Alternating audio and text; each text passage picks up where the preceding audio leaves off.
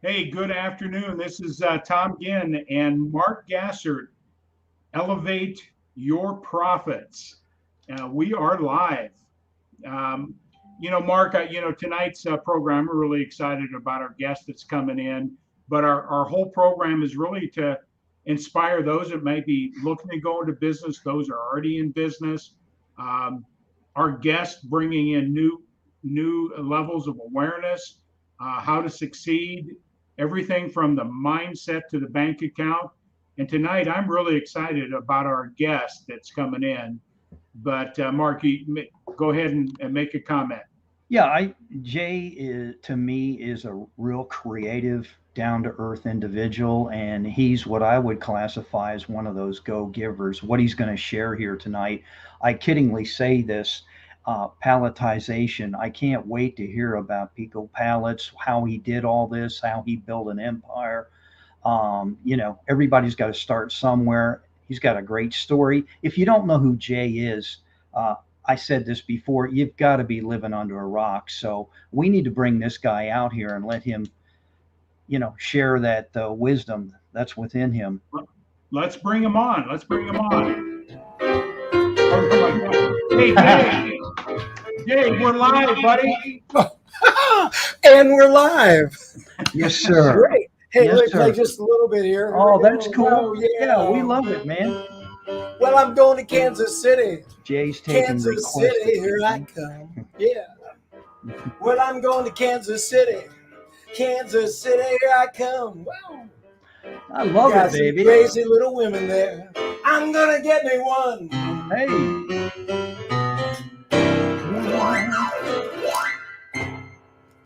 Man, I tell you what, Jay. Awesome, man.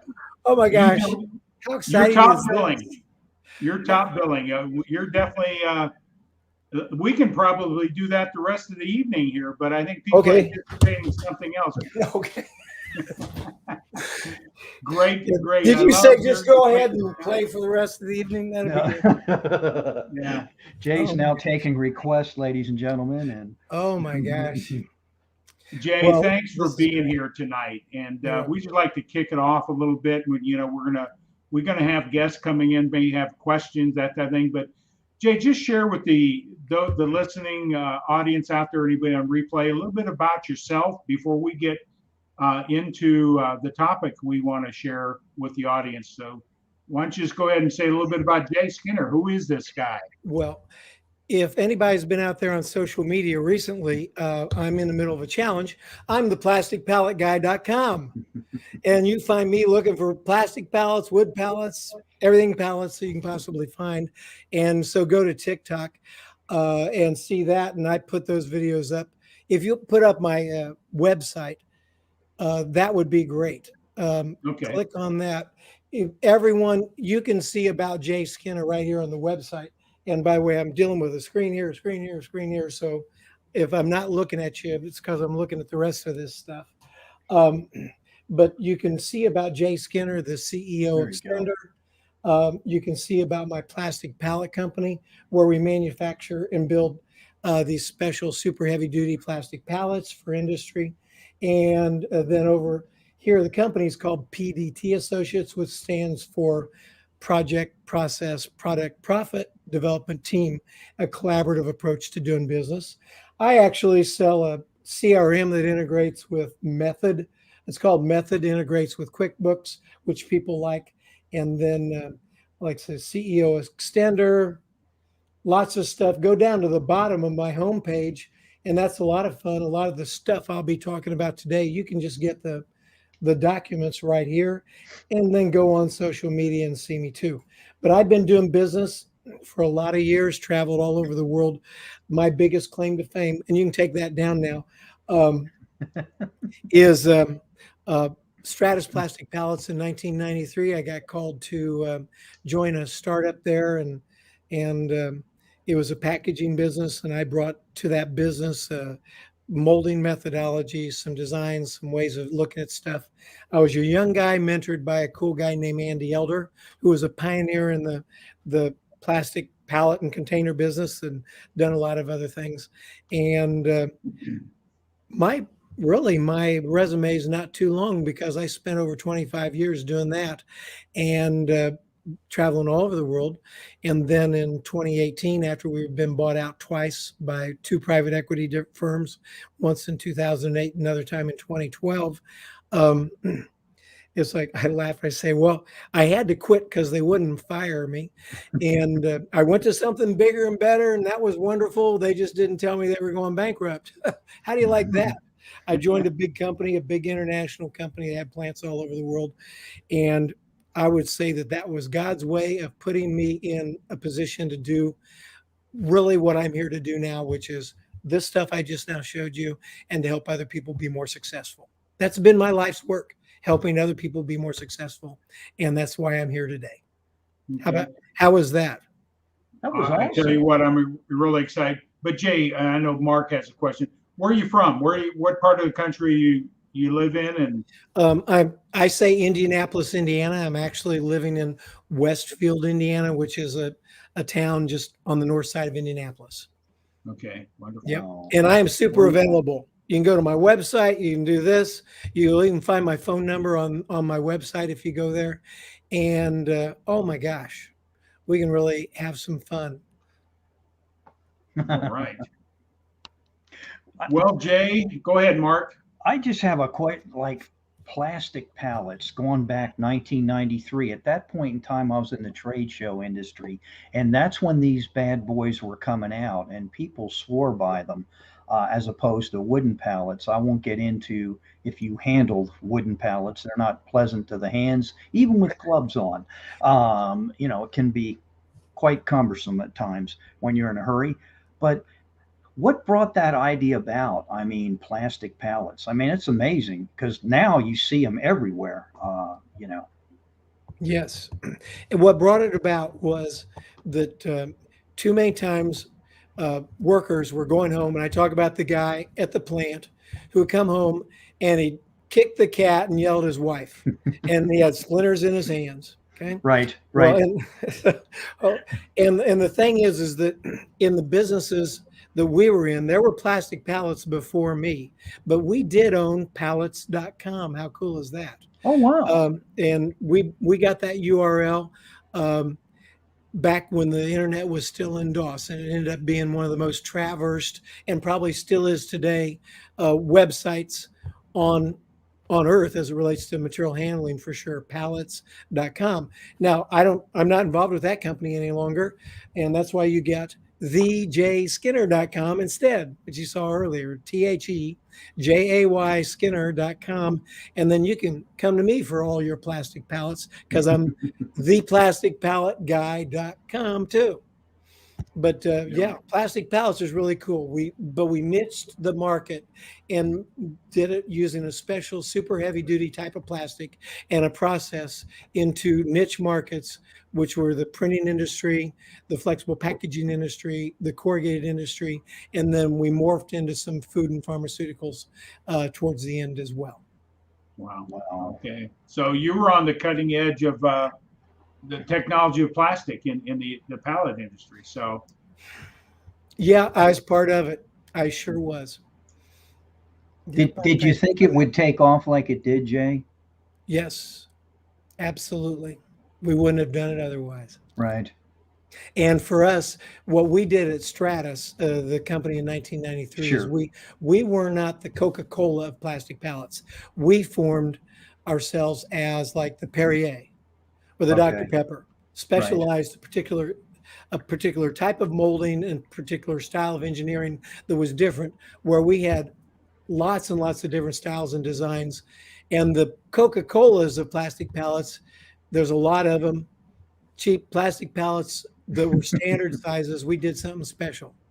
And that's what I always recommend to people is do something special. That's awesome. Yeah, the pallet industry. My background was in the grocery industry, moving pallets around on wood pallets and from the trucks to the racks and all that. So I never saw a plastic pallet in that environment that was 40 years ago. So yeah, but you had the GMA pallet, 48 by 40 Grocery Manufacturers Association spec. and that's what was a standard in the United States for years in Right. wood. And then when plastic came along, that was still the standard, 48 by 40. And people say, well, I need a 4840 GMA. Well, I had some of those, but that wasn't our specialty. But there were other plastic pallet guys doing that. And to this day, the GMA specification, Grocery Manufacturers Association, is oh, look at that, Lana. I know Lana. You We all know know Lana. Lana. I know Lana. We all know We Lana. all know Good Lana. We evening. love Lana. Hi, Lana. But yeah, tonight what you want to do is just, our whole forum tonight is we got a topic that I want I know you're an expert in, and so we're going to start it out is what makes a company great. So I'll let you talk a little bit about your philosophy about that. Okay, and I just want to say Jerry Eisenhower just now said he wants to know how many you got scattered around the country. Can you tell us? Well, we probably let's say the world, because I've done business on every continent in the world except for Antarctica. And if you know someone that needs what I do in Antarctica, please let me know, because I need to check that one off. But from how many? It's got to be millions. And over that period of time, it would be, but I don't know the exact number. Yeah, but it's huge. It is huge. Yep. Thank you, Jerry. Thanks for asking. Hey, thanks for jumping in, Jerry. Thank you, Jerry. Share it out tonight. We're just asking any comments, questions. Don't hesitate tonight to ask. There we go. We got that done. So we're going to be talking a little bit about what makes a company great. Mark, do you have anything you want to say before Jake? This is the answer I can't wait to hear from the man himself. So, I really do want to know his input on that. What does make a company great? From your perspective, I'm really looking forward to hearing this answer. Well, what we're going to do is we're going to break it down into about 5 or 6 special things that, like, I like to give nuts and bolts and something people can take away. And then in our promotional stuff, we had these topics: 1, 2, 3, 4, 5. Was there 5 or 6, Tom? I don't remember, but whatever it was. We got 5. Okay, our 5 top things. Number 1 on my list to people is a contact relationship manager, a CRM. And what the deal is there is that, and I discovered this back in the 80s. I've been doing computers since they were invented. So actually, late 70s. It used to be. Did you have to tell us that? Yeah, I got to tell you. Used to be 3x5 cards in a recipe box, right? How we keep track of our people. And I thought that was pretty good. But when I was doing sales and selling back then, I remember saying, this is, if you want to sell in volume, you need to prospect in volume and present in volume and close in volume. That's it. Well, I thought, well, I'm limiting myself by these 3x5 cards. Or when I had a folder with all these dates on it and a billion different ways to keep track of my prospects. And then out came computers. And there was a program called Q&A by Symantec, which was, can you believe it? I had artificial intelligence in DOS. And I was able to create an entire contact manager myself and write it. And that's also where, if you're familiar with the idea of having 10,000 hours or something to get good at it, that's really where I got my 10,000 hours programming that. But so I wrote my own CRM back in the late 70s, okay, and to manage prospects and keep track of them. And this went away. These are just now cards in my back pocket for writing down what I want to remember. But today you can buy it off the shelf, and there's Act, and there's Salesforce, and there's Goldmine, and then I sell Method CRM, which for people that are, keeping track of their finances and their customers in QuickBooks. What a wonderful program. Because back then, and still to this day, integrating your CRM with your financial system is something everybody wants to do, but they can't afford like the thousands and thousands of dollars it costs to get I think they call them the APIs written so that everything will connect. And it's a constant keep up to date. Well, wouldn't it be nice to have a contact manager with all the cool bells and whistles that Salesforce and all the rest of these have, to at least a certain extent, a usable extent, but it interfaces directly with your financial system if you happen to be using QuickBooks, and it's seamless. That's it. You just plug it in, you turn it on. It's like, oh my gosh, works perfectly. So no matter what it is, you got to have something to manage your prospects and your customers and keep your notes and keep your emails and all this stuff together. And so not having a CRM is like walking and paralyzing yourself. It's like putting one hand or maybe two tied behind your back and trying to go out there and work.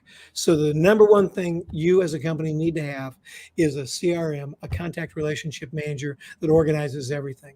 Now, notice I didn't say anything about the reports. I didn't say anything about what salespeople want to say. A CRM is to beat salespeople over the head with reports for management. That is not the purpose of a CRM. A CRM is the purpose is for you as a salesperson or as a business owner that's doing sales to keep track of things and be able to be smart about it. When your customers call, look them up quickly, know where you are, and keep things going. The reports will flow out of that. Right. Yeah. That's what I recommend. Yeah, you said something, Jay. Prospect, present, and sell in volume. And the only way, otherwise, if you don't have a CRM system, things are going to fall through the cracks. You're not going to know who I'm supposed to call on certain dates or what you talked about or anything like that. And anybody that's out there, even if you're a solopreneur like myself, I got a CRM system, very simple one that I use that keeps me straight. Otherwise, I would lose opportunities every day. So great point talking about. What else you got? Mark, I know you got a CRM system that you're required to use, right, Mark? Oh, absolutely. Yeah, absolutely. And it's good. It keeps you on task, on tack, and on point where you need to be. And then there's, when you call, like if Jay were to call me right now, I could pull it up real quick and bam, yeah, here's where we picked up our last conversation to keep the sale moving forward. And to me, that's what a CRM is all about. It's about enabling you to move that sales forward at all times. That's just from a selfish perspective, but others like reports and so forth. And, I won't get into the operational side, the financial side, but, if you've ever worked for a big organization and you've used Salesforce, which I have, it's always interesting to see all the varying reports that are out there, but they're good. It's a great tool. I mean, regardless of what you use. I'm not saying one's better than the other. I'm not going to get into all that, but you just got to have it. Right.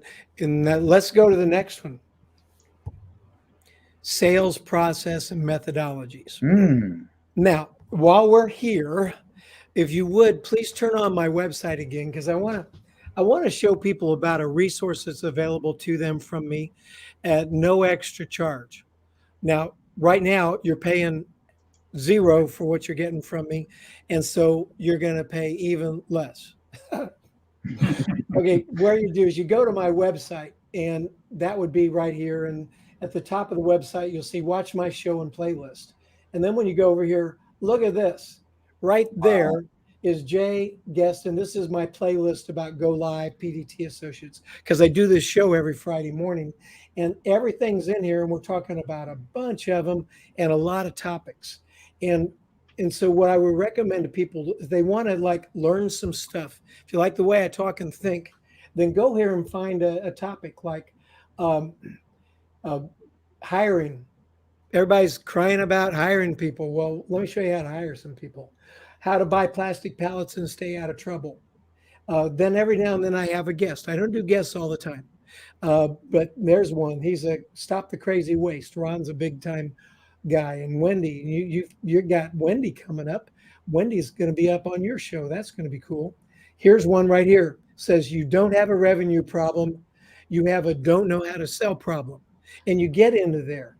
And that is really where I was wanting to take you, especially, and that's one of my friends and mentors, the king of sales, Jeffrey Gittimer, talking about me and my saying there. Now, what am I showing? You can take that down now, but why am I showing you that? Because there's no way we can get that deep into this. But my number two thing was about sales methodology, and we put that back up.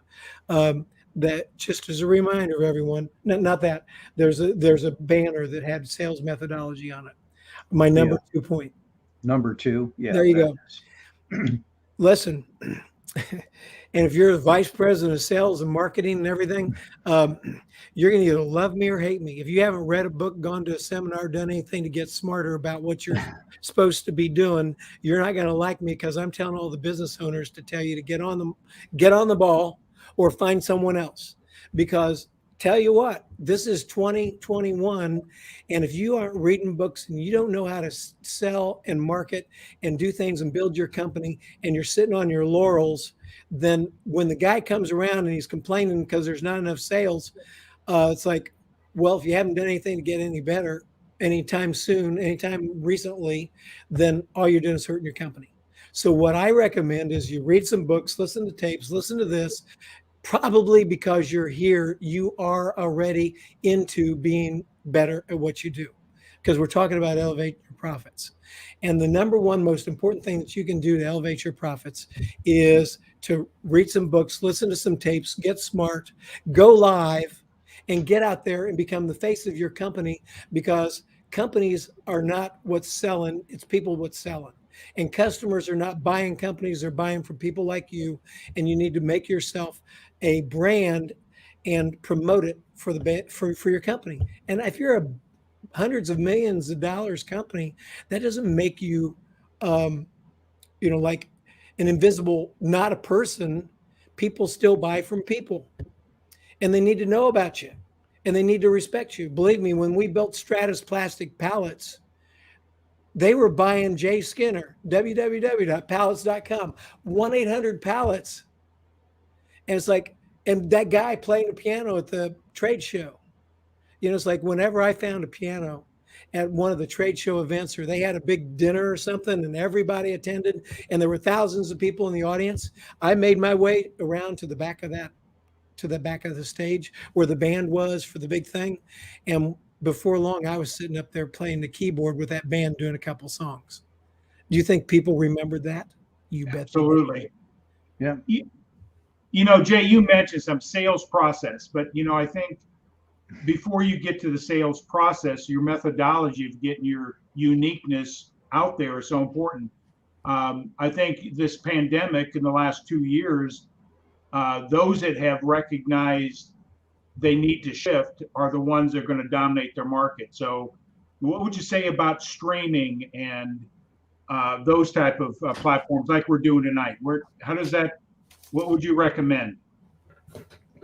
Read this book. Gee, who wrote that book? Jeffrey Gittimer wrote that book. Got it. And Ken Walls, who we know and love, right. wrote at least one chapter in here and was part of the inspiration. Look at this. Ken Walls. Right there. There's his chapter. Yes. Go live. What you need to do is you need to take advantage of every one of these platforms. We'll talk about this a little bit later, but build your brand and get known online and get out there. And quite frankly, it seems like if you do some short hits, there's not a lot of people that are going to watch my half hour every Friday fully, or this hour. I mean, you got to be really dedicated because everybody's super busy. Right. But if you do some quick hits, like my 1 minute or 2 minute kind of funny TikToks, that once you get them, it saves it down. And then I push them out to Facebook and LinkedIn. People smile, they get the idea. And now when they want a plastic pallet, they're going to call me. Now, I have that reputation worldwide anyway to be the plastic pallet guy, but they didn't know that the website is ThePlasticPalletGui.com. That gets me. ThePlasticPalletGuy.com. Right. And the funny thing is, now think about this. If you know how to build your brand and you've got some URLs that are memorable, which I'm theplasticpalletguy.com. I haven't even done business with you, and we're just a few minutes into our relationship here, and I'll say, okay, now do you know how to get a hold of me? Find my stuff, theplasticpalletguy.com. Oh my gosh. If you remember my name, it's thejskinner.com, and we haven't even done business together. Well, can you imagine the relationship once we start doing business? You'll have everything memorized about me. How about that? It's how I learned about plastic pallets from listening to Jay. I had no idea the potential of plastic pallets. Yes. Thank you, Jerry. Right. Thanks, Jerry. Thank you, Jerry. Outstanding. And you know what? Pallets are in just about every business when you break it down. And, They are. and the logistical end of things, which I'm sure you and Jerry could share as how parts, components go from point A to B and what's going on in the world today with that. Yes. And I literally, it's funny, since I started doing my TikToks, I'm getting messages from people saying, hey, plastic pallet guy, can you help me with this? It's like, oh my gosh, I'm getting sales. And I got to really say that the most immediate sales and opportunities have come to me as a result of my TikToks. It's kind of funny. They're fun. People smile. And then when we talk about a sales methodology, there you go, buy this. The Little Red Book of Selling, by Jeffrey Gitomer, probably the most practical book on sales and selling I ever read. Now, if you'll notice, this doesn't look like it's been opened because it hardly has, but look at that. Jeffrey said, sell like you know what, HELL. When I was over at his house having pancakes, he invited me over and he wrote that in there for me. That was very nice. That's cool. Yeah, and Jeffrey will actually take your older books. If you send them to him, he'll autograph them for you and send them back. He's great. Yeah, he is a cool dude. But from a sales methodology, you got to have a track to run on. It might be AIDA, attention, interest, desire, action. I don't really care. Have something that you can use to help you know where you are in the sales process with your prospects, and be a professional. And get training, and get more training, and get more training. How about that? Love it. That was beautiful. How about number 3? Jay, I'm going to take your advice. I thought TikTok, I needed to do some twerking or something. So I think maybe I got to get a little more creative and use TikTok out there. So I'm going to take your advice, and I think Mark, you and I, we should do some TikTok stuff. Let's put it out there. Because I see your TikTok and it captures my attention. And yes, I won't forget Jay Skinner. Thank you. That's the idea. And I got to say that this was a challenge from the Insiders Club at Gitomer, and he has a marketing guy named Austin Smith. That's like a really super smart dude that I think Jeffrey must have helped Austin get off the ground 20 years ago or something. And Austin worked together with Jeffrey to put together a studio and do a lot of things, I believe. And now Austin's a big time deal. But Austin said, if you do 100 TikToks in a row, I'll give you free consulting worth $5,000, which is like a session or 2 or 3 or something.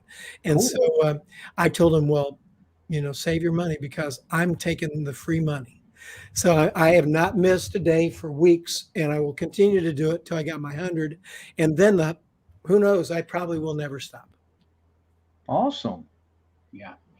Why stop something when you're having a good time at it? I think that's a lot of things that people in business, they forgot how to have fun in their messaging, their marketing, and everything else. Would you agree?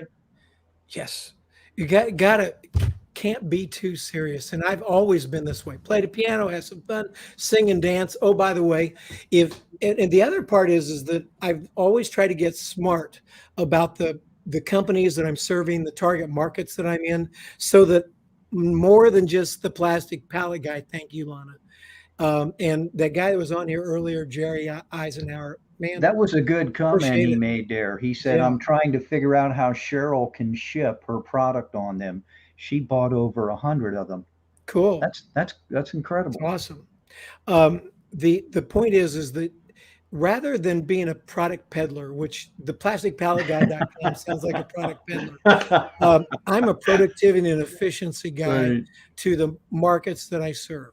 I'll give you, for instance, I just recently got hired to work with a dental practice, and I'm going to put him on the map over the next 3 months, and maybe I'll be with him forever. And it's not about just his dentistry, but him specifically. I just want to tell everyone, think Sleep Better Indy, Indianapolis, Sleep Better Indy. Right now, that website doesn't even have anything up. It's got nothing. But we're going to actually, we're going to blow up this service that's going to save a lot of lives and help people stop snoring and quit getting kicked out of bed. How about that? How would you like to sleep with your wife for a change? Well, maybe we can. And instead of her kicking me in the back because I'm snoring too much, my dentist at Sleep Better Indy is going to provide you with everything that you need to quit that snoring and work on that sleep apnea. And that happens to be a gig I just now got. And we're going to have a blast, and we're going to help people's lives get better. And he's even paying me to do it. How about that? That's even better. How cool is that? Yeah, so sales and methodologies. And I Yes, think sir. that the next thing we're talking about is marketing. And Marketing sales and must work sales together. must work together. Here's the thing is that in the classic thing has been, you've got the marketing department and the sales department, and they battle. Now I see, Mark, I see you shaking your head. Well, I've You've sat been through out there. these meetings with other companies. I'm not agreeing with you. I'm agreeing with you, yes, but they really ought to be on the same page because Absolutely. yeah. And I mean, what kind of, do you happen to have a horror story about how sales and marketing fights? Do you want to share one? No, I don't want to get into it. It was almost like the theory versus the practice, and well, how much, like in the trade show industry, well, yeah, how many shows have you sold? How's this going to work? What are you talking? You don't know what you're talking. Then it would get kind of nasty. You know where I'm going with I this, know and exactly. Yeah. and everybody would feel uncomfortable in the process. I always hated it. Like, here's a new idea. Well, this is what you're going to do, and I'm like, oh boy, we got to do this, because we're being monitored, and you really didn't want to do it, but you know. Yes. And the thing is that the trade shows, that's a good example. If marketing puts together a booth and a program and everything, doesn't talk to sales, sales shows up and they're saying, well, I want you to hand out this brochure and say this, or this shirt and everything. It's like, holy cow, my customers are coming by. This isn't going to work, because marketing is selling something that we're not even selling. It doesn't It's match. like you feel like you're a peddler. Yes. I mean, I shouldn't say that, but And it's like, man, if we're wanting to do a peddler thing, one of the best peddlers ever in trade shows would be, well, how about Mike Lindell? Can you believe it? Probably 10 years ago, I was at the state fair and he was selling pillows live. right, He was right, still yep, there. And then Hal Wing, how about him? He was one of the top peddlers in the world. right, right. But no one was really a better, let's say, problem solver than either one of those guys. Correct. They would put on the peddler thing and be entertaining, but at the same time, they would find out what the problem was and then make recommendations that had to do with it. Hey, how about a little musical interlude? It's been Oh 30 yeah, minutes. yeah, Would you yeah. like That's one of cool. those? Yeah, Okay, great. absolutely.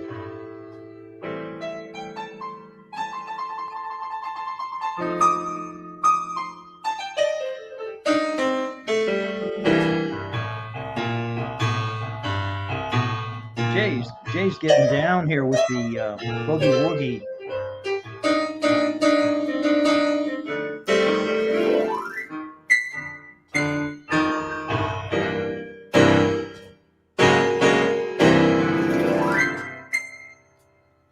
Ready for part two? All right, awesome, man. On the QT. So there's a lot of people in the world can remember. I saw you in Costa Rica. I saw you in Paris. I saw you in Belgium. I saw you play in Chicago. I saw you, believe it or not, I played in Vegas at the PAC Expo show about 2 months ago. It's like, the funny part was I You was know, down in the, Jay, I probably have seen you around because I've oh been my in the trade gosh, show business and been to just about every city. I know our paths have crossed. So we have had to. I know yeah, we have. your Absolutely. name and shows, and I'm laughing. And to some people, they're like, "What's he talking about?" But yeah, I get where you're coming from. So are there any comments here that Just we want we to have talk a about? couple maybe coming in here. Let me look real quick. I just Lana's loving it. She can't wait for the dental thing to come to Omaha. Yep. Okay, but hey, I got a comment or in this world of marketing, whether it be a solopreneur or somebody who's working in a sales organization, what would you say about differentiation? What would be the things you'd recommend that they look into to differentiate themselves from anybody else in their trade or their profession? What any advice there? Yes. Um, First of all, it's not hard because most people, most businesses out here are doing a real poor job of taking good care of their customers and smiling and having fun and letting people know that I'm glad you're here and we can work together. So, believe it or not, the most valuable thing they can do is smile every now and then, like more often than not. Um, that's one way to differentiate yourself. I am the friendly nail salesman. I am the friendly paint guy. I am the friendly. I mean, you're just going to be glad we did business because we'll have some fun and you'll be glad I'm Right. here. That will differentiate them.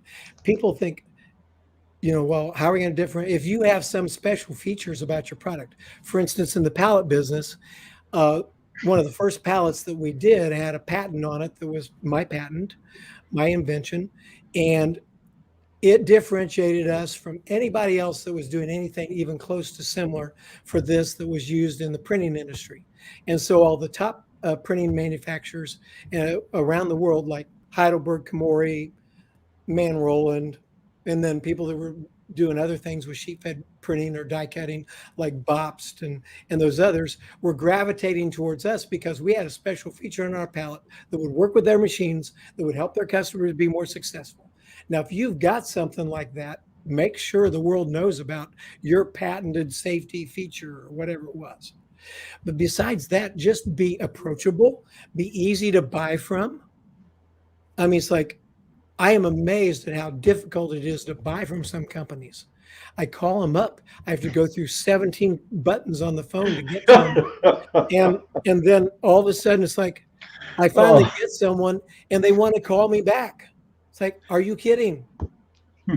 Jay, can I just stop you here Yes. because I do call people sales and marketing people, and I'm not going to get into specified titles, but if you want to get a hold of them, send them an email. So I couldn't help myself. So what would you do if I'm a customer and I want to place an order with you? What happens next? She said, well, Yes. that's just our policy. I'm like, Oh okay, my that's an gosh. interesting process. I said, that's different. And they were very adamant about it. I was not going to get a phone number or an extension or, you know, Yeah. It's crazy. And it's like, so goodbye to them as far as I'm concerned, because you think that's difficult. Wait till you have a problem with your order. mm. I mean, they'll treat you that way and then some. Or you It's brought crazy. something up too about reading and listening to, whether it's audio or tapes or whatever you're listening to. And there are some companies that don't do training. I've talked to three of them today. No training whatsoever. You mean no training for their workers? Right, right.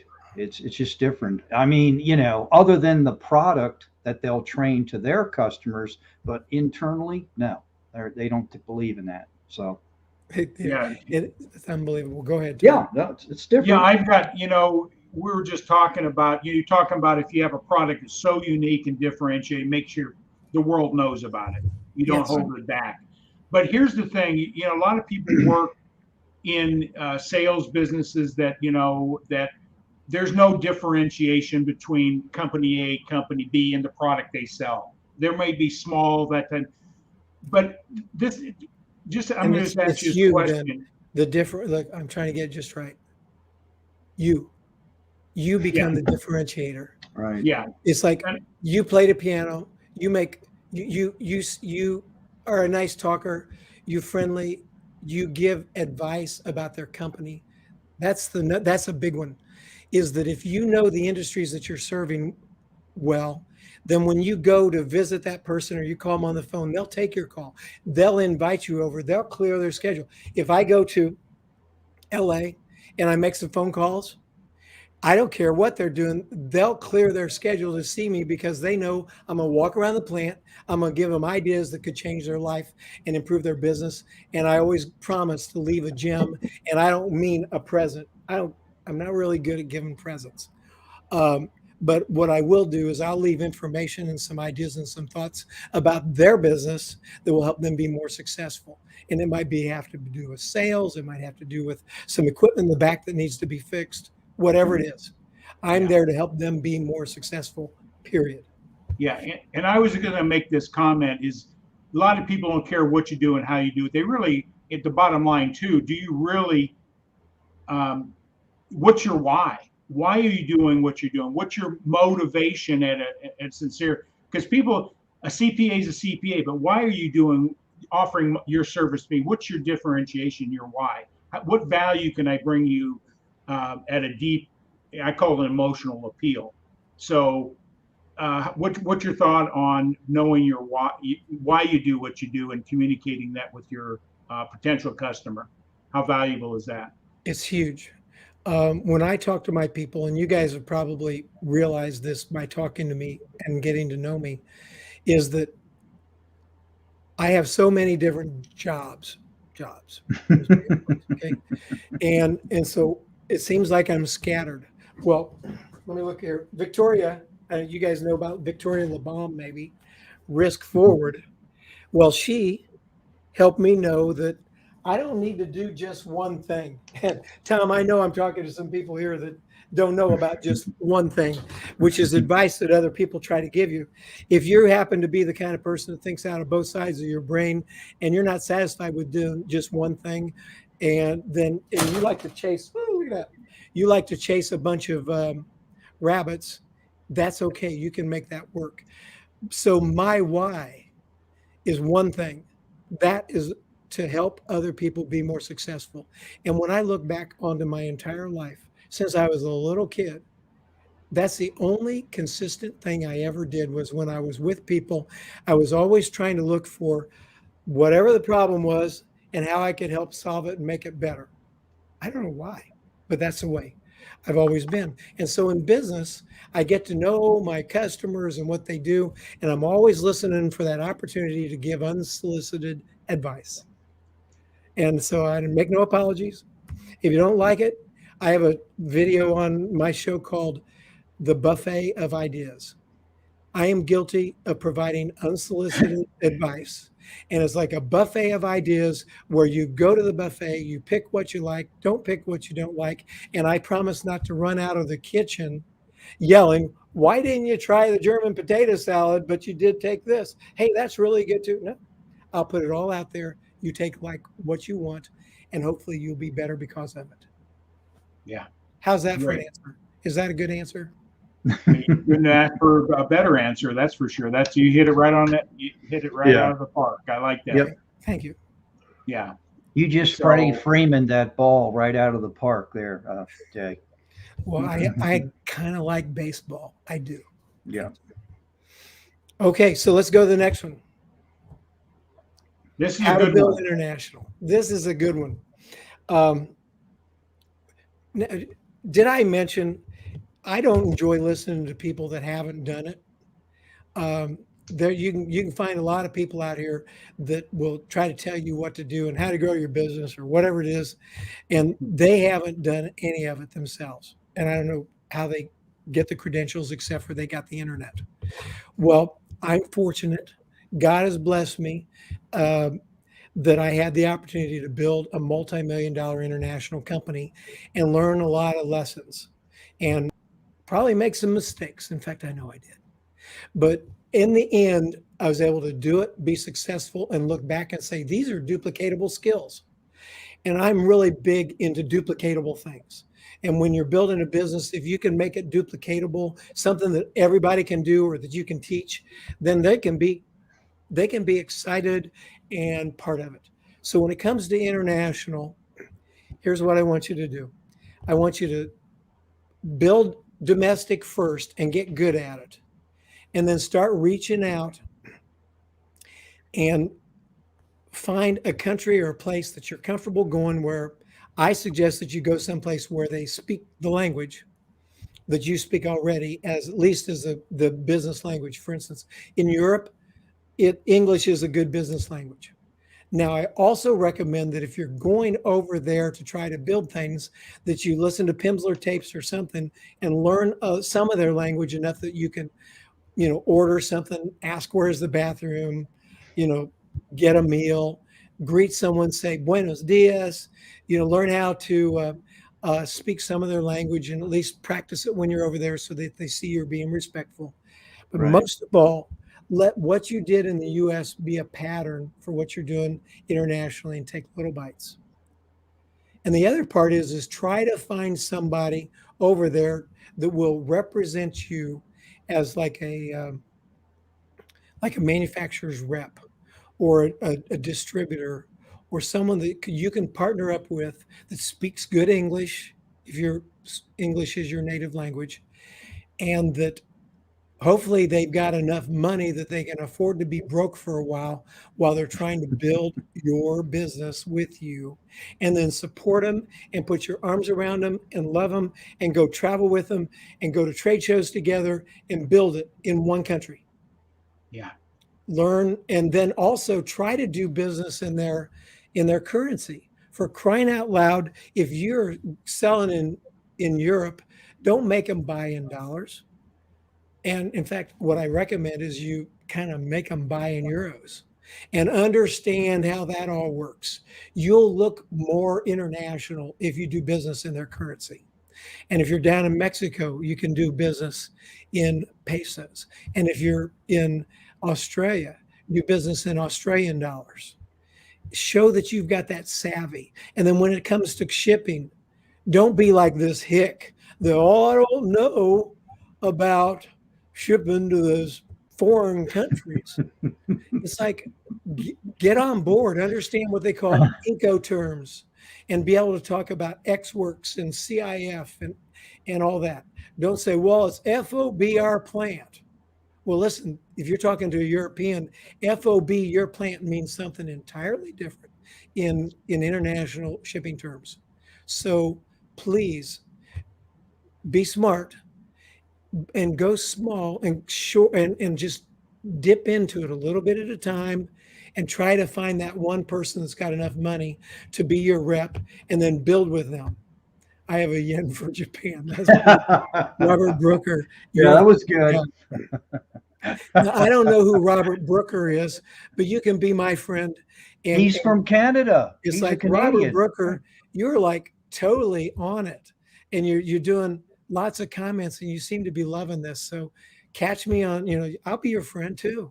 It's like, I love to be your friend. I love how you're thinking here. So anyway, Jay, I got a ahead. question. Going, finding an advocate, finding that person that will. But here's another thing, that even here in the United States, each part of the country has different ways they look at things, or culture. So if you go to Mexico, at different parts of Mexico, how much emphasis would you put on at least get a better understanding the culture, how they view certain things in that process of going international? Because if I went to Japan, their culture is going to be totally different. Now, we have some innate way that we communicate, but there's very cultural differences. What would you say, how to get acclimated to a culture and understanding how they think and how they operate? Absolutely essential. And there's a book called Kiss, Bow, or Shake Hands. And I just called it up here. It's a very old one. It's good enough. You put it up on the screen for a minute, if you would, on the website. There, if you turn on my website there, Kiss, bow, or shake hands. And you can get this probably in audio book too. Probably one of the most valuable books ever to me, where you simply look up the country where you're going and read half a dozen pages on different aspects of their culture. And then you'll be able to go in a little bit smarter. And then I also said, and you can turn it off now, but that's the book that I recommend you read. You don't have to become an expert in every culture. And then go there and be humble, for crying out loud. If you walk in, if I go, Nihonga ga wakarimasen. I'm in Japan. I just said I don't speak Japanese. Or just like I might say, Nihonga ga wakarimasu, skoshi wakarimasu. I just speak a little. And then I say, Ohayo gozaimasu. Hello, I'm in Japan. Oh my gosh. Guys that look like me don't say that kind of stuff there. And immediately you made friends. Or if I'm over in, and I'm in Mexico, and it's like, oh, que anda way? Oh man, well, if I say that, they'll all smile, because that is street language. It's like, oh my gosh, I can't believe you're talking like that. I say, yeah, I know, it was fun, but quiero hablar español poquito suficiente para en la calle con mis amigos. In the street, I'm good with some Spanish in the street.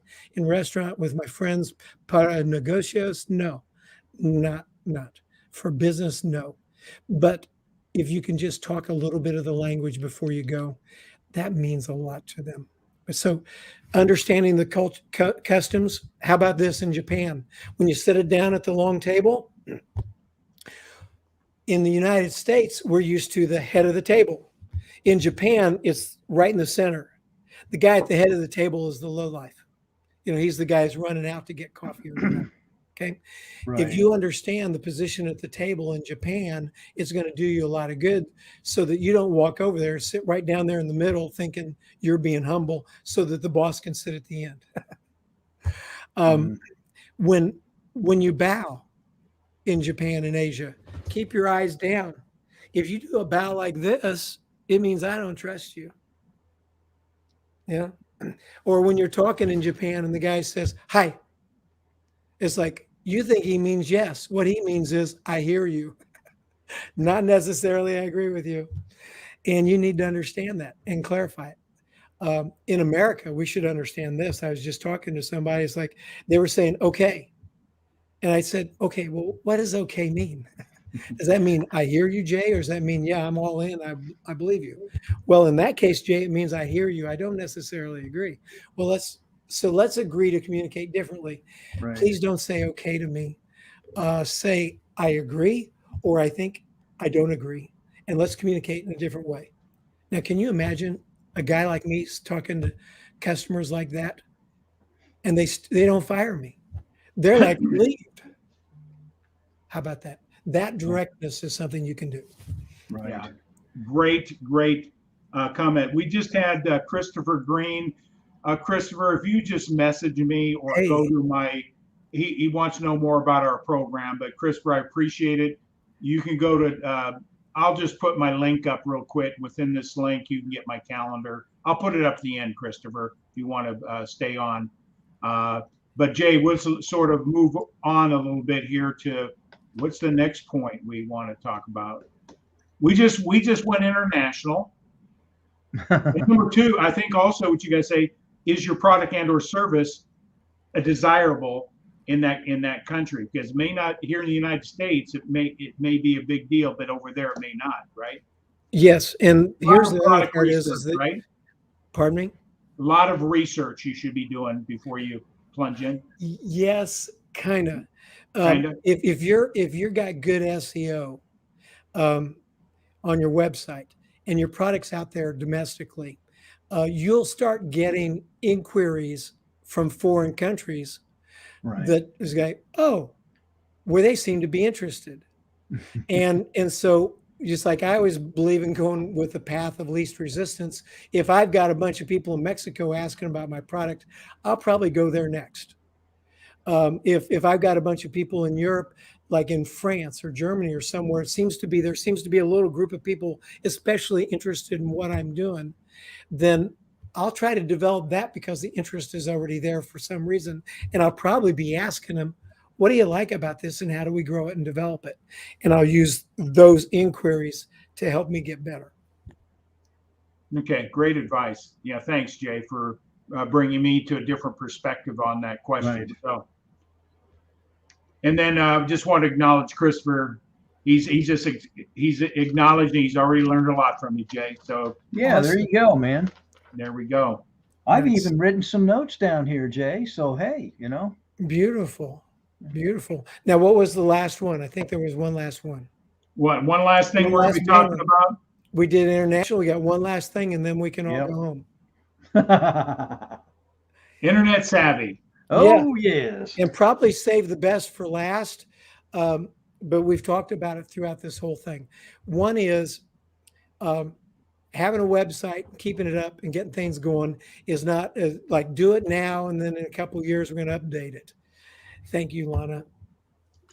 Thank you. The thing is on the internet is really getting proper search engine optimization.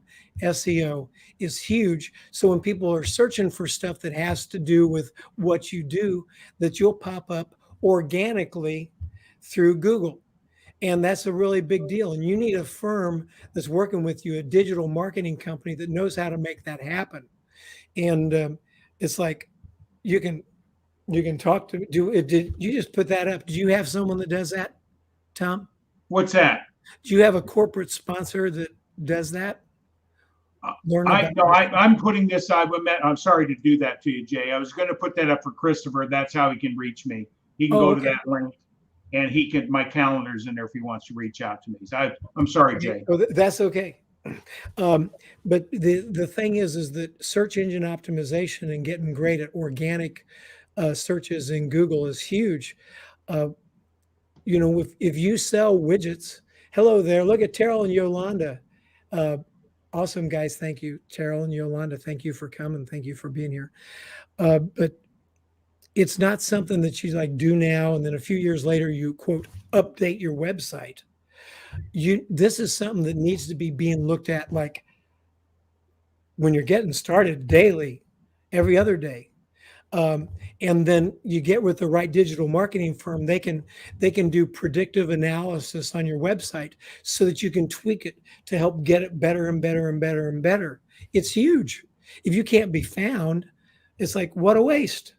So updating this on a regular basis is huge. And Jerry knows about that. Jerry, share that. That's some wisdom there. Yeah. And so that's one thing. The other thing is that pay-per-click that can get real expensive real fast. And just know that pay-per-click, because you're paying Google, does not mean it's going to improve the search results. It just means that you're going to be an ad that people can click on when they hit the right words. And so your goal needs to be to have good organic search results. And so when people type a phrase or something that's particular to what you do, you're on the top page. Because if you're on page 2 or 3 or 4, forget it. They won't find you. And if you're the top of page 1 in an ad, half the people, or I don't know how many, certainly me, I'm not clicking on it because I know you paid for that position and you're not necessarily smart enough to know how to create organic search results. And I want to deal with smart people. And pay-per-click has a place, but don't let it be the substitute for organic search results. 2, get good at all the social media. Don't tell me, well, I only do LinkedIn because that's where all the business guys are. Baloney. Everybody has a Facebook account and a Twitter account and a TikTok account and everything else, if nothing else, to watch their kids and grandkids. Because if I didn't have Facebook, I wouldn't know when my kids are going on vacation. I wouldn't know they left town for the week. I wouldn't know that this is happening or that happening. And most of you parents and grandparents have figured that out. So, I'm telling you that you got to be on all these things, because isn't it interesting to think that the president and CEO of your top prospect is on Facebook And next door, how beautiful is next door? Oh, I love it. And you get out there and you start popping up on their feeds while they're checking out what their kids are doing this weekend. And he looks over there in ads, or something shows up in his feed because you've pushed it out there. It's like, oh, holy cow, there's Jay, the plastic pallet guy.com again. I can't believe it seems like he's following me. Well, maybe I am. There's a company called multiview.com, and a lady in particular named Ashley Stokes that I work with. And she's able to, with her company, and this is a big gazillion billion-dollar company, but she's able to make it so that when you're searching the internet, your ad pops up on people when they're checking the sports or whatever. There's an area for ads. She can make it so that your ad for your company pops up if they happen to be associated with a trade show association or the trade association that you're into. And I didn't even get into trade associations, but you need to be active there. You need to grow it so that when people need what you have, they think of you in their mind and they don't even know why. When someone needs plastic pallets, I used to say 1-800-PALLETS, www.pallets.com. Well, if you go there and you buy that stuff, you will be buying the stuff that I not only promoted, but designed and built. But now I would like you to come somewhere else, which is theplasticpalletguy.com or thejskinner.com. And because I'm doing it all over with a different company. And if you need something those guys have, great, go buy it because I designed it and it's wonderful. But if there's something out there that you don't and can't get anywhere else, call me and I'll help you get it. But see, even talking like that, notice what I've done. You guys know where to come for plastic pallets, don't you now? Yes. I know that, no doubt about where I'm going. Yeah. And the other thing is that you've got to be great at Twitter, Nextdoor. If you don't know about Nextdoor, get on it. It's huge. Facebook, TikTok, LinkedIn, and then start going live. Did I mention go live? Start doing what we're doing. Absolutely. Right. There you go, internet savvy. Yeah, you can turn it off. You got any more questions? Yeah, Jay, I have one. We've been talking about internet savvy and using the technology. I know Jeffrey Gittimore is big on putting video in emails. Do you use video email with Hippo or any of those other platforms? Right now, no. Not because I got a problem with it. It's just somehow in my system, Hippo Video doesn't integrate as smoothly as I'd like it to do the videos. And so I'm not using it. I simply, it's like the way I've got my computer set up and all my emails and my different things like that. It just wasn't as comfortable. Now, that was my experience a year ago. And so I haven't reloaded it. But I will tell you this, that I will take my little, what do you call it? When you do these real short hits. I will get a link to them and I will throw those in and say, hey, check this out. Boom. But I haven't been using Hippo Video now. Okay. But you and I got introduced to it when I got to know you. You sent me a beautiful email with you talking to me directly, and I think you were using Hippo, right? Yeah, in one of my templates that I use in my business, right? It was perfect, and it's like personalized. Hey Jay, blah blah blah blah blah. It's like I loved it. That was very cool. I watched it. So I'm not doing it right now, but I am a proponent for anything like that. Any way that you can get better and more personal with your prospects, do it, do it, do it. Yeah. Gotcha. Well, thanks for sharing, Jay. I tell you what, we talked about an hour. We'd get here in a hurry. We can stay on for as long as you like. But Mark, any questions you have with Jay? Well, let me see if we got any other comments up here and recognize people. I think Robert's got a couple here that he's, I hope this includes also smart aleck people, as the trait was very strong when young. He's talking about himself. Gotcha.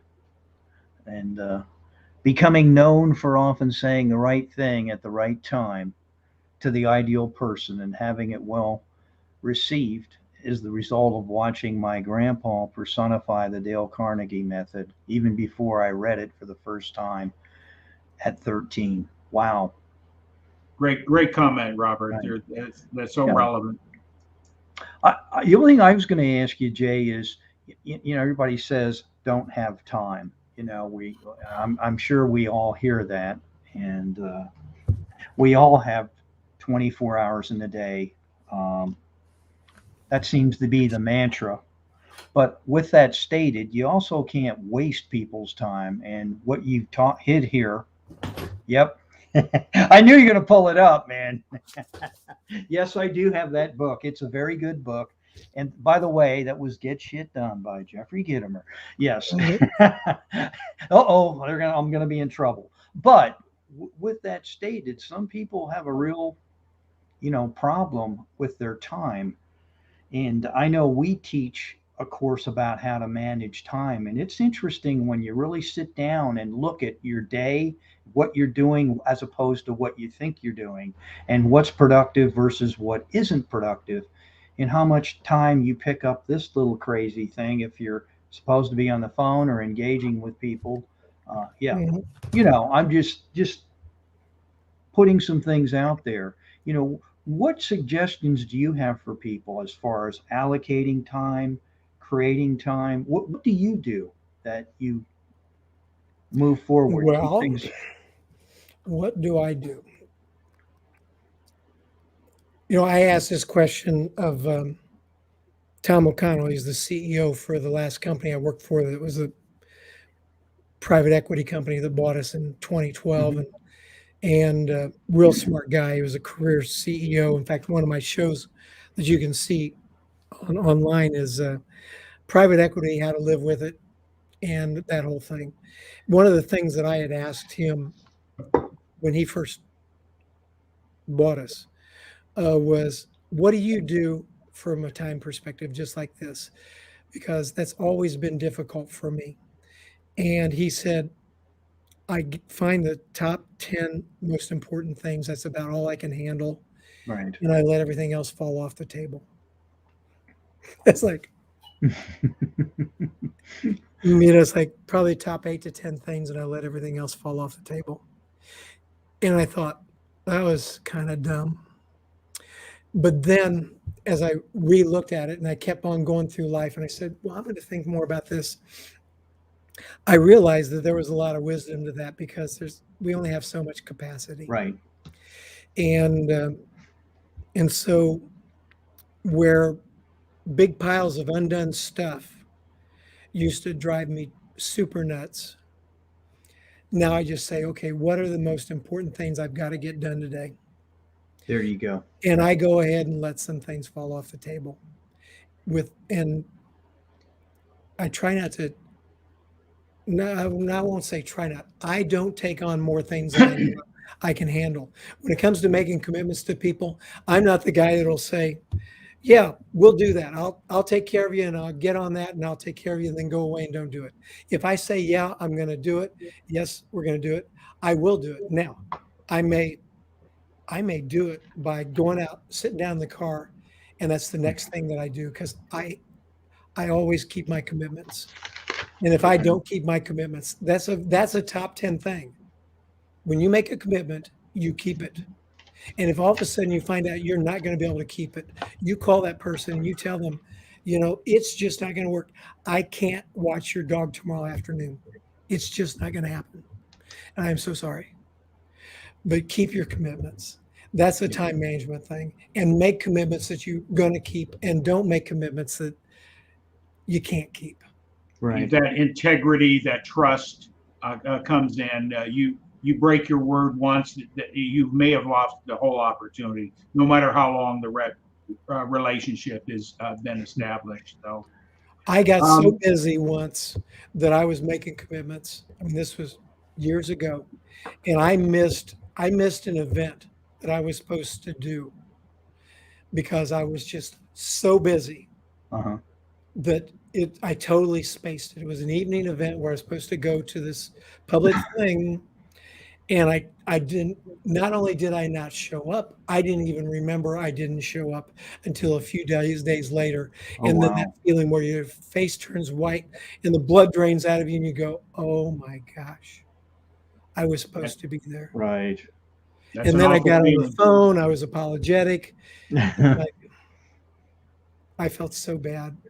It only takes one of those to remember, don't get yourself too busy. Right. Yeah.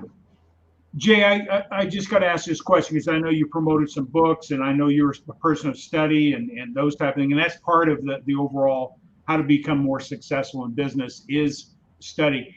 Have you ever read the book, The 12-Week Year by Brian Moran? No, I haven't. As anybody that's out there, I use it. I've used it in my business. It really helps a person get clear on setting priorities in every aspect of your life and how you use your calendar to be more productive. And his research and what he's consulted on is that people have been able to double and triple their productivity in 90 days because they're more effective with their time, setting the right priorities with family and everything else, and not just all business. So I encourage that out there, the 12-week year. Got it. And what you just now saw right here was a time management trick that I learned years ago from Mike Carrison, who's an author and a speaker, and that's one of my mentors. But I keep a little stack of 3x5 cards in my back pocket. Mhm. When I need something, think about those things you say, oh, don't let me forget this. I pull it out, I write it down, and then this goes either here or in my front pocket.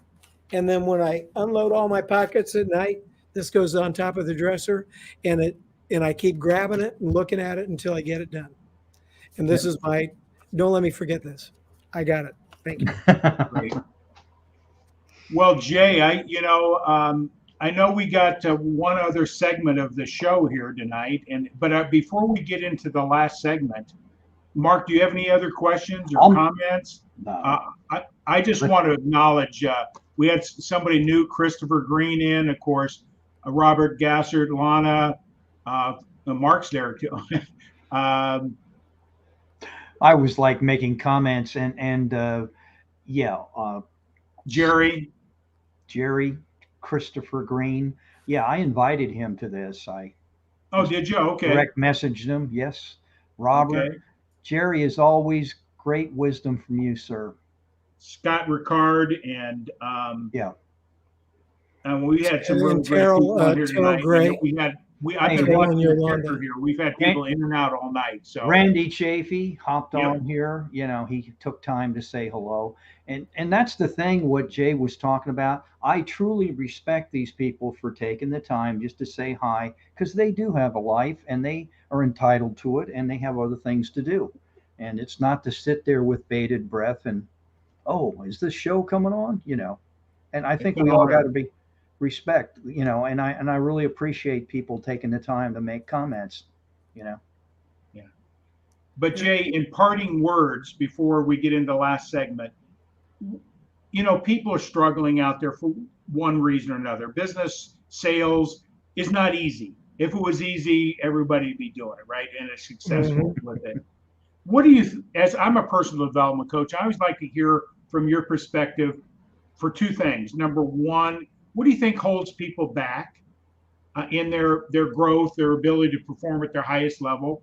And the other thing is on a personal basis, who do you lean into? Who have been some of your greatest mentors in your development as a personal development? Those two questions. Okay. I think one of the things that holds people back the most goes all the way back to when they were young. And if they were raised in a way that they were not encouraged and they were beaten down and told that they can't do things and not, that's something that people will carry their entire lives. And I'm lucky. My mom loved me. She told me I could do anything. And when the bullies chased me off the bus and the girls kicked me, she just told me they were jealous. And she would say, honey, they'll never be you, and you can do whatever you want to, and encouraged me through those difficult times and got me jujitsu lessons so I could have one or two good fights when I was in junior high and finish that part. But I was always encouraged and told I could do and be whatever I wanted to do and be. And it's not like we had a bunch of money or anything. She just instilled that idea in me. Right. And my dad was, all for it as well. So, but the people that I run into that are adults like me, so much of their doubtfulness and their lack of motivation or lack of accomplishment, they're always telling me all the reasons why they can't accomplish something. And it's like, stop telling me how it can't happen. Let's figure out how it can. And we already know how not to do it. Let's figure out what we can do to be successful and get through it. And trying to get people on the other side of that is part of what I try to do. Right. Great. That's what holds you back. What was the next question? Oh, Who do you lean some of the into? most influential people that Right. you've leaned into that, have, whether it be from the past, old readings, or anybody current. A couple three people that you could say that one is inspire you. Dr. Tony Alessandra. He coined the term the platinum rule: do unto others as they want to be done unto. It's Dr. Tony Alessandra. I got a hold of his book. Let's see. Non-manipulative selling, back many years ago. It's still good. Has another book called The Platinum Rule. And he's living in San Diego. And when this book came out, I read it. And basically what it was teaching us is how to behave with other people and the quadrants, the different quadrants and the styles, the people, how they behave, behavioral dynamics like that. And how if we would have behavioral flexibility when we're with people and understand how they are, as being polite, we can build a rapport and communicate with them far better and far more quickly. And so Dr. Tony Alessandra is a big one. Then let's see, just kind of go down. My next favorite one would be, I like Jeffrey Gitomer. Oh my gosh. And, he's got all these books and his approach to things is so practical. And he's one that I really, really, really like. And then I've always listened to lots of, I would recommend to people, if they're getting into sales and selling and business, join some network marketing things and learn and do the tape of the week and the book of the month and read the books and listen to the tapes and go to the rallies. And if you get great at it, make some money and learn how to stand in people's living rooms and draw circles. I'll tell you, I did all that. Oh my gosh, I joined every network marketing thing I could possibly join back when I was early in sales. And I didn't get rich in it, but it sure helped me get smart. And when I was there, I would meet, it's like people like Norman Vincent Peale and Zig Ziglar and those guys. And there was a lot of wisdom there. And I actually was in the same room with these guys and got to talk with them because of that. Did I name a few more? It's like my library over here. It's like I love the business books, like Good to Great. Oh my gosh. When I learned about us, how to build businesses and those kind of books. I mean, it's been a lot. So there's some answers. Phil Collins. Great. Collins. Because, I think Collins, I think is his name, that did all the Good to Great books, the Good to Great. And I mean, I always reference that stuff. Cool. Well, Jay, before we get into the closing act, I just want to make this comment to you is that, you made a statement in the beginning, and there's so many people out there in the how-to world that have never done it. And you're talking, but you walked it first. And we see that, your wisdom and those type of things. And that's what I would just encourage is seek out those that are doing it and have done it. and validate it, get it validated. And because there's so much lip out there and glitz. So I would turn to you for anything in advice.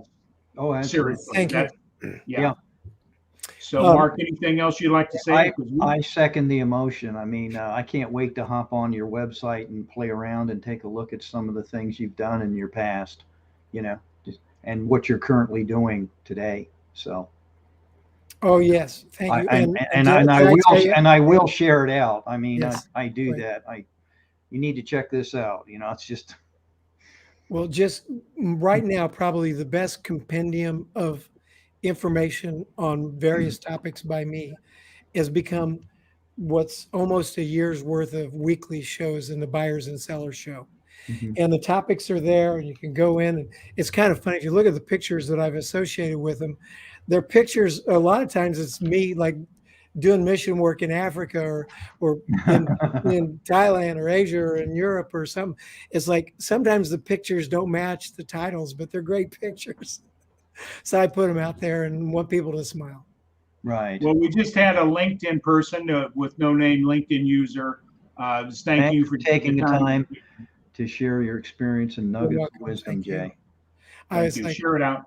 This is really a big deal for me. Thanks for having me. This is awesome. Well, it was our honor to have you here, sir. I mean, I could listen to you some more, but Does anybody remember what my website is? I forget. Can you remember? Are you talking about the plastic pallet guy? Okay, there we go. There we go.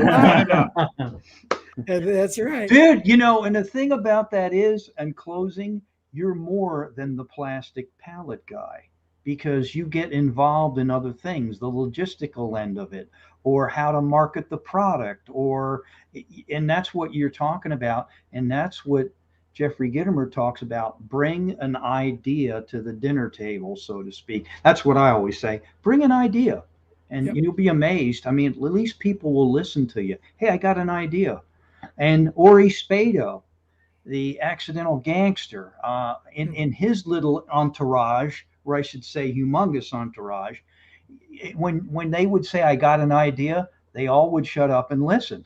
I got an idea how we can make an extra buck on this, and it's just kind of interesting. But ideas, people will listen to them. Now if they're not valid, they'll say, hey, we're out of here, but they'll at least listen to you. Yep. It's what I do. I sit around. One of the things is when it comes to ideas, you can brainstorm. I like brainstorming, and even mentioning what might on the outset be a ridiculous idea, but that might be the idea that brings the really good idea next. Sure. That sparks something. And I learned that from Victoria Labalme in her book, Risk Forward. Risk Forward, yeah. Risk Forward, yeah. And talking to her, because some of these people, I suggest to people, if you like someone, look them up, call them, get on the internet, become friends with them. Cool things can happen. Right. You betcha. Well, Jay, I'm going to ask for an encore. Okay. All right. So here's what we're going to do. Jeremiah was a bullfrog. All right. That's beautiful. Jeremiah was a bullfrog. He was a good friend of mine, yeah. I never understood a single word he said, but I always helped him drinking his Coke. I know he always had a mighty fine Coke. I'm singing joy to the world, all the boys and girls. Joy to the fishes in the deep blue sea. Joy to you and me, yeah. Awesome. Thanks for having me. Hey, that was great. That was great. Thank you very much. Three Dog Night appreciated that too. I'm sure they did. Yeah. Well, Jay, we're going to put you in the green room under contract. I got you blue M&Ms. I searched all over. I made sure Absolutely. I was going to get you blue M&Ms, so you're happy. And we're happy to have you here. We'd like to have you back again if you're open to that. I am open to that. Thank you very much for having me. Look forward to it. Okay. Thank you, Hold tight, Jay, buddy. again for your wisdom. Thank you. You're welcome. Bye now. Bye. I knew it was going to be special. I knew it was going to Yep. be fun, and I knew there'd be a lot of great content that he would bring to We even those had a that watch LinkedIn tonight, user, sharing it out. unidentified LinkedIn user. I didn't mean to jump in on you, but I think that's wild. LinkedIn user, unidentified. So. Yeah. So I was watching the live thing going up here. How many people coming and going? I mean, we had Sure. a lot of touches tonight, and just want to thank everybody that stuck around and made comments. That means a lot to us. That taking time out of your busy day, and hopefully brought the value you were seeking. But Mark, anything else before we close out here? I'm going to say this, my mantra, and Jay truly epitomized. I call him the go giver, but he epitomizes service to others is the rent you pay for your room here on earth. And the guy gives 24/7. He's a cool person, and I'm honored to get to know him better through this medium right here called live streaming. Yeah. Well, Mark, are you doing any dancing tonight? Or is that... Well, yes, as a matter of fact, I think we're going to finish up, let's see, the two-step. We're embellishing it. We're incorporating it. So, yeah, it's been a lot of fun. I went dancing this Saturday, had a great time with my wife, Gina, and we aren't sharing one another. A lot of times people in these dance clubs, great people, they want to dance with other people because some of them are single or whatever. And, we don't always get a chance to, her and myself, to do it together because in class they'll hear them. They'll say, okay, rotate. So you got to shift and you get another partner. But kind of interesting. That's life, right? You got to mix up the adapt, improvise, overcome. Got to be flexible out there. Yeah. Well, I enjoyed our time with Jay, and we're going to wrap it up. And again, Monday, we got an announcement. Monday evening, Wendy Weiss, the cold call queen. Is that Monday night? Did I get that correct? 29th. The 29th. It would be. That is it. Yes. And if you don't know who Wendy Weiss is, Google, look her up. She is the cold calling queen. Yes. Yeah, she was on Jay's program as well. So she does a great job. That's going to give you a different perspective. It all happens right here. It doesn't happen texting, right? Oh my God! Did you are you talking about this? That's where it happens, man. Oh, okay. That's where it happens.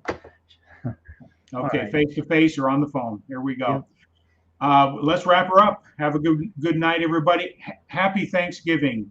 Be safe. Yes, everybody that's traveling, or if you're en route, please be careful. I know everybody's anxious. Last year, you didn't get to do it. And for all my Metro Atlanta brothers and sisters, please be careful out there on Wednesday. So we're going to, wrap her up. We're good. Yeah.